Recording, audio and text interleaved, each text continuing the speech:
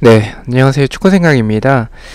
주말에 있었던 축구 승무패도 또 17회차가 종료가 됐고요. 17회차 같은 경우에는 2월이 됐습니다. 생각보다 이변이 좀 굉장히 많았었고 무승부도 좀 많았었던 회차였던 것 같고요. 저 같은 경우에는 초안이 일단은 8개 적중이고, 그리고 체중이 일단 7개가 절반이 적중이 됐습니다. 그만큼 성적이 좀 좋지 않았었던 회차였던 것 같은데, 일단은 뭐 이변을 맞췄던 경기들도 있긴 합니다. 뭐 예를 들어서 전북의 이변이 그것을 적중이 됐었던 부분이나 아니면 빌바오의 승 뭐 이런 부분이 적중이 되긴 했었지만, K리그에서 좀 틀렸던 경기들도 좀 많았었고, 라리가 역시 좀 제 예측과는 다르게 뭐 헤타페가 승리하거나 아니면 수원 삼성의 승 이런 부분은 제가 아예 예측을 못했었던 그런 경기들이 나와서 좀 결과가 좋지 않았었던 것 같고요.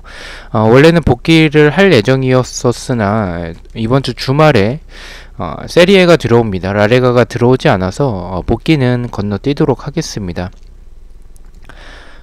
그리고 프로토 같은 경우에는 일단은 일요일 프로토인데, 일단 뭐 적중됐었던 부분들이 있습니다. 근데 뭐 언어버 같은 경우에 8경기 중에서 한 6경기가 적중이 됐고, 다 맞춘 경기는 아쉽게도 없었습니다. 대부분 좀 언어버 쪽이 조금 더 성적이 좋았고, 승무패 쪽에서는 성적이 그렇게 좋지는 않았습니다. 자, 이제 네, 주중에 있는 이 챔피언스 리그 그리고 유로파 경기 이렇게 준비를 해왔고요. 주중에 경기들이 좀 많지 않아가지고 일단은 이 4경기만 준비를 해왔습니다. 다른 경기들까지 뭐 J리그 이렇게 포함을 시키려다가 J리그까지 포함을 시키는 것보단 그냥 챔피언스 리그와 유로파 리그가 4강전이기 때문에 이것을 준비해오는 게 더 낫겠다라고 판단을 해서 이렇게 준비를 해왔고요. 1번 경기부터 말씀을 드리도록 하겠습니다. 레알 대 첼시의 경기입니다. 네, 일단 레알 같은 경우에는 맨디, 그리고 라모스, 크로스, 발베르데, 바스케스 등 중원 쪽에 이제 크로스와 발베르데의 공백이 있겠고요. 그리고 이 라모스의 공백도 있겠죠. 첼시 같은 경우에는 원정에서 2연승을 하고 있고요. 코바시치 외에는 특별한 부상자는 없습니다. 이 경기 배당적인 확률은 국내에선 비슷하고 해외배당에선 승패 쪽으로 좀 나오고 있는데, 정배당을 레알이 정배당을 받았죠. 저는 개인적으로 이 경기는 좀 이변이 나올 수도 있겠다라고 생각을 했습니다. 레알 마드리드가 지난 경기 베티스와 비기면서 좀 보여줬던 경기력에서 좀 선수들이 지쳐있는 모습들이 분명히 있었고, 저는 좀 챔피언스 리그에 조금 더 집중을 하고자 로테이션을 어느 정도 돌릴 것으로 생각을 했는데, 로테이션을 돌리지 않고 주전 멤버들이 나왔습니다. 그만큼 체력적인 부담이 좀 있을 것으로 생각을 하고 있고요. 라리가 같은 경우에는 지난주 주중에도 경기가 있었기 때문에 이 레알의 체력은 좀 문제가 될 수도 있겠다라고 생각을 하고 있습니다. 또한 라모스가 없는 부분은 좀 아쉽고, 여기에 중원의 발베르데나 크로스 이런 선수들도 없는 부분이 좀 아쉽다라는 생각이 들고요. 첼시 같은 경우에는 코바시치 외에 특별한 부상자가 없긴 하지만 베르나가 오랜만에 득점을 했습니다. 지난 경기 득점을 하면서 승리를 만들어냈긴 하지만 득점 후에 또 추가적으로 득점 찬스가 있었는데 그것을 또 넣지 못하면서 결정력이라든지 아니면 첼시의 이런 공격진에서는 좀 아쉬운 부분들이 있다라고 생각을 하고 있습니다. 레알과 비교를 해본다면 저는 이번 시즌에 그리고 첼시가 이번 시즌 뭐 초반이나 중반이나 그렇게 좋진 않았지만 이제 최근에 보여주고 있는 그런 경기력과 모습들을 생각을 해본다면 레알보다는 조금 더 첼시가 낫지 않을까라고 생각을 하고 있습니다. 레알은 벤제마에 대한 의존도가 너무 크고, 비니시우스가 지난번 챔피언스 리그처럼 좋은 활약을 보여줄 수도 있겠지만 첼시의 수비가 저는 그래도 단단하다라고 생각을 하고 있기 때문에 레알의 결정력으로 이것을 뚫어내기는 어려울 것으로 생각합니다. 레알이 수비진에 라모스의 공백이 있긴 하지만 첼시 역시 베르너가 보여주는 결정력과 뭐 그렇다고 아브라함이 더 뛰어나다라고 볼 수도 없는 그런 이 결정력을 좀 생각을 해봤을 때 이 경기는 좀 0대0의 의외로 좀 지루한 경기가 될 수도 있겠다라고 판단을 하고 있습니다. 그래서 저는 무승부로 바라보고 있고요. 언어버 같은 경우에 말씀드렸다시피 득점이 많이 나올 경기는 아니라고 생각을 해서 언더 쪽으로 말씀을 드리도록 하겠습니다. 핸디캡은 제가 무승부로 이변을 보고 있기 때문에 레알의 핸디캡 패로 말씀을 드리도록 하겠습니다. 자, 2번 경기입니다. 파리 생제르맹 대 맨시티의 경기고요. 상대 전적은 1무 1패로 맨시티가 약간 우세한 부분을 보여주고 있습니다. 파리 생제르맹 같은 경우에는 3연승을 하고 있습니다. 마르키뉴스 그리고 하피냐랑 지금 음바페가 결장 의심으로 되어 있는데 출전 여부가 좀 명확하진 않다라고 생각을 해주시면 될 것 같습니다. 근데 음바페 같은 경우에는 주말 경기에 출전을 하긴 했어서 아마도 나오지 않을까라고 생각을 하고 있긴 합니다. 맨시티 같은 경우에는 원정에서 10연승을 하고 있습니다. 그만큼 리그 기준으로 봤을 때는 원정에서 좋은 성적을 보여주고 있고요. 아게로 선수가 출전 여부가 불투명한 상황입니다.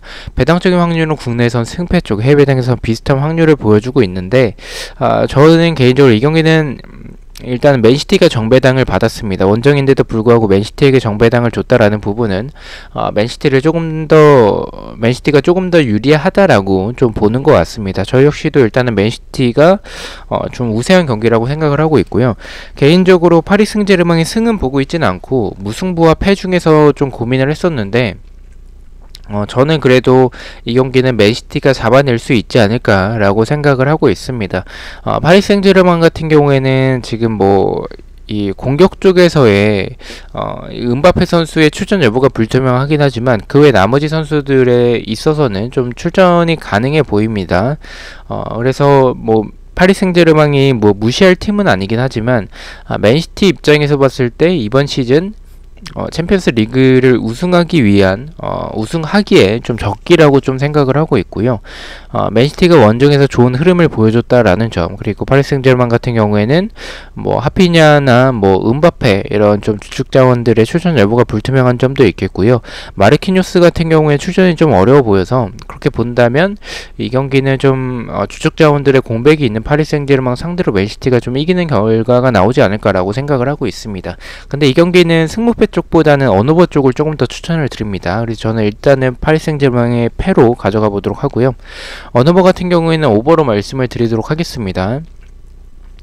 일단 파리 생제르맹 같은 경우에는 이 음바페가 만약에 출전을 하지 못하더라도 출전할 가능성이 일단 첫 번째로 높고요. 그리고 두 번째로 출전을 하지 못한다면 그래도 모에스킨이나 이카르디 이렇게 좀 좋은 자원들을 보유하고 있습니다. 여기에 네이마르까지 출전이 가능한 상황이라서 파리 생제르맹의 득점도 가능할 것으로 보이고, 맨시티 같은 경우에는 맨시티의 화력을 조금 생각을 해봤을 때 이 경기는 좀 이 두 팀의 공격진을 좀 본다면 물론 맨시티가 좀 공격진에서는 밀리는 부분이 있긴 하지만 그리고 세트피스에서의 이런 좋았던 부분들을 생각을 해봤을 때는 전 득점이 많이 나올 경기라고 생각을 하고 있습니다. 오버 쪽으로 말씀을 드리고요.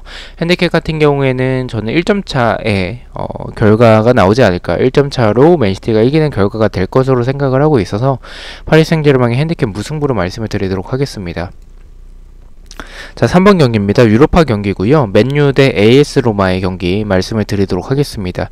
일단 두 팀 다 약간의 로테이션을 이 주말 경기에서 좀 돌렸었고요. 맨유 같은 경우에는 홈에서 4연승을 하고 있습니다. 필 존스 그리고 마샬 선수가 결장 예정이고요. AS 로마 같은 경우에는 원정에서 2연패를 하고 있습니다. 배당적인 확률은 국내에선 비슷하고 해외 배당에선 승무 쪽을 좀 가리키고 있습니다. 저는 이 경기는 좀 고민을 하긴 했습니다. 맨유를 믿어야 할지에 대해서 좀 고민을 하긴 했는데 어쨌든 로마도 로테이션을 약간 돌리긴 했지만 맨유 역시 카바니라든지 이런 선수들에게 좀 교체로 출전을 시키면서 어느 정도 체력에 대해서 좀 안배를 좀 시켜줬기 때문에 지금의 로마가 보여주는 리그에서의 모습과 원정에서 연패 중인 모습들, 반면에 맨유는 홈에서 최근에 좋은 모습을 보여주고 있기 때문에 특별한 부상자도 없죠. 필 존스 같은 경우에는 전력 외라고 볼 수가 있겠고, 마샬 같은 경우에는 마샬은 있으나 없으나 크게 지장이 있을 것 같진 않습니다. 그래서 저는 이 경기는 좀 승 쪽으로 말씀을 드리고요. 로마가 수비적으로 봤을 때는 이 공간이나 크로스에서 좀 불안한 부분들이 많기 때문에 맨유의 카바니가 나온다면 그리고 이 레시포드나 이 브루노 페르난데스 그린우드, 이렇게 그린우드는 주말에 또 좋은 모습도 보여줬다라고 생각을 해서 저는 이 경기는 맨유의 승으로 가져가 보도록 하겠습니다.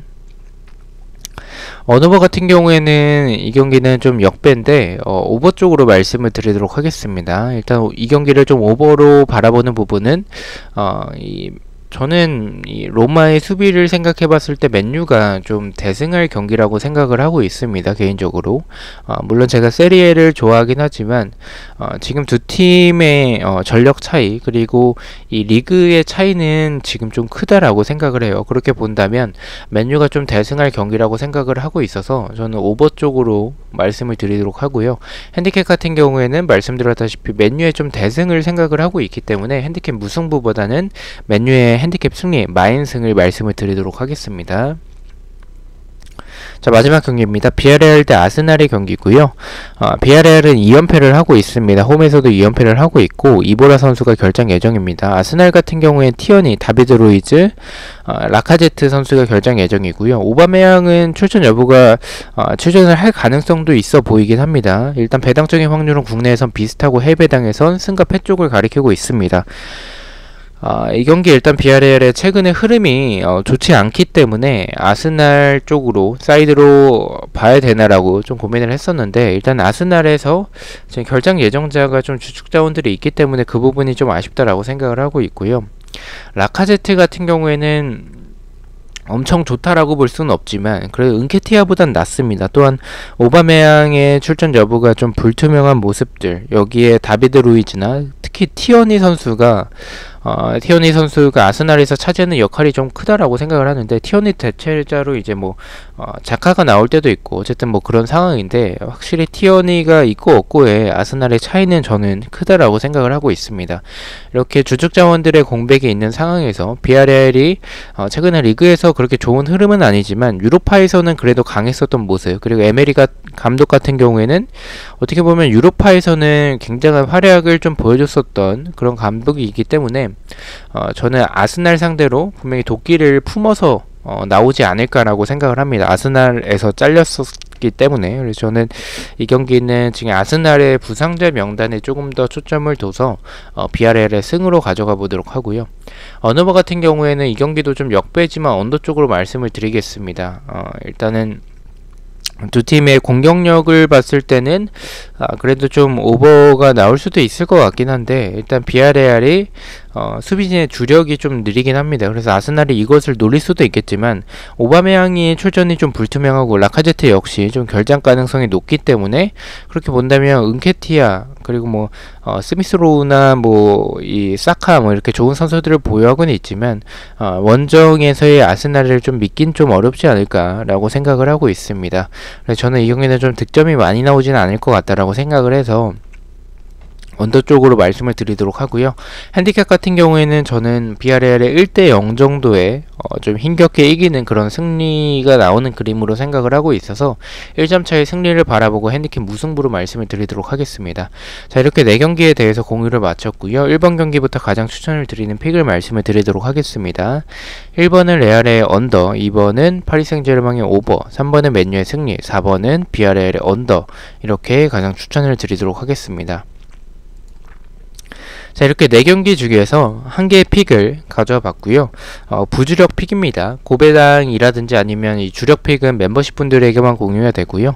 멤버십 단톡방에서 이제 프로토를 하시는 분들이 이제 또 픽들도 좀 올려주십니다. 그래서 고수분들이 많기 때문에 그것을 조금 도움이 되고자 하시는 분이 계시다면 멤버십 가입하시는 것도 추천을 드리긴 합니다. 자, 1번 경기는 레알의 언더, 2번은 비아레알의 언더, 3번은 맨유의 오버로 이렇게 언오버 조합으로 가져가 봤고 4.7배당을 책정을 받았습니다.